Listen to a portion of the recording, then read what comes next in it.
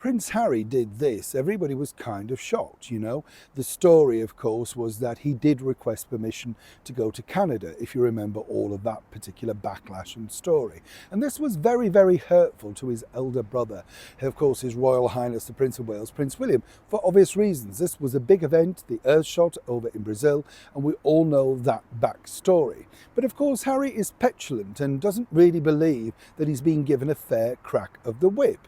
And like his wife, you know, who just now abuses her power with the use of titles and all of that sort of stuff, they really are running roughshod over the monarchy, and people are getting beyond fed up. And I think the biggest problem, and I'm sure this will resonate with many of the royal watchers out there, is the line of succession. You know, clearly Harry is teasing the fact that no, he hasn't decided if he is going to become an American citizen, and Meghan's very open about, oh, you know, I don't really know what a dukedom is. I mean, you know, it's kind of, you know, and so you understand, a mess, an ultimate mess, right? What's interesting about this, though, is Prince William has been warned to expect more of this as ever. Let me explain. Morning, chums. Lovely to see you. Thank you so much for your time. And as ever, welcome back. Hope you're keeping well, whatever you're doing in this particular climate that we're now living in. If you are in the United Kingdom, as you know, we've just had the budget. What a disaster that is. Basically, if you don't want to work and if you don't want to do anything and, you know, you're more than happy to have numerous children that you can't afford to keep yourself, this government loves you, right? But if you want to work hard and try and provide for your family, or indeed try and get on in life, well, we're just going to take all your money away to make you as feckless as the ones that they're trying to keep. And the reason being, of course, is they believe that these people eventually will keep them in power.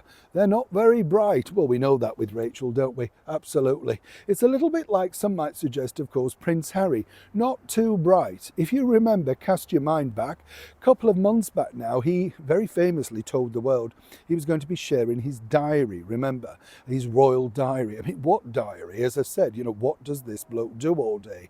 And what's fascinating about it is the way that, you know, he wants to let you know that he's so busy, you know, of course, feeding the chickens, going on fake surfing things and stuff like that. You think, what are you doing, really, right?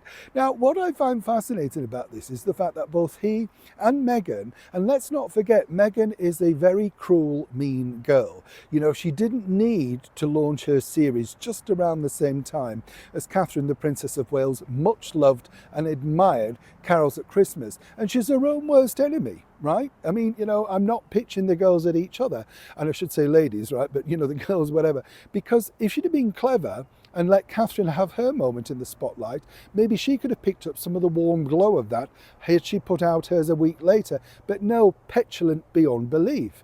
Cast your mind back to this. Remember, Harry went off to Kiev, right? Didn't really, you know, everybody was suddenly shocked, popped up, all of that sort of stuff. And this was the goodwill feeling that he did on the back of the returning back here to the United Kingdom and the Well Child Awards and getting finally to see his father, His Majesty the King, King Charles. Remember all of that. Now, apparently, according to an excellent former staff member, Harry just believes he can now do what he wants. And this is the problem. In December, on December the 1st, you know, Harry's appearing in the ballroom at the Hilton Hotel in Toronto to speak to people about whatever he really fancies. I mean, it's ridiculous, right? Just ridiculous, because what does this guy know about anything other than living in palaces and being chauffeured around and, you know, very nice, more modern life. A short stint in the army, yeah, fine, that's it.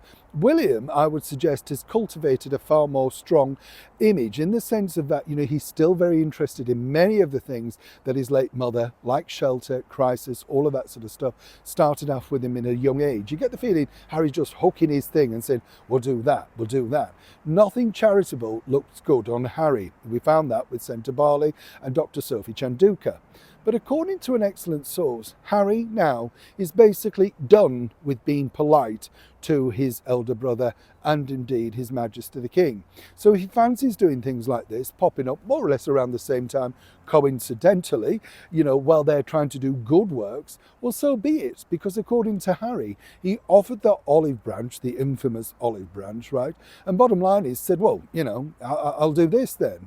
And so consequently, whether William has something big going on, or His Majesty the King, or Queen Camilla, who we know he's got no time for, well, the bottom line for him is, well, he's now allowed to do what he wants. And technically that's true. But now the pressure really is on William and the King to finally do something off the website, off the titles and off the line of succession. That's what the public want. We're telling you loud and clear because we're fed up for you. Anybody else agree? Neil Sean, Kensington, London.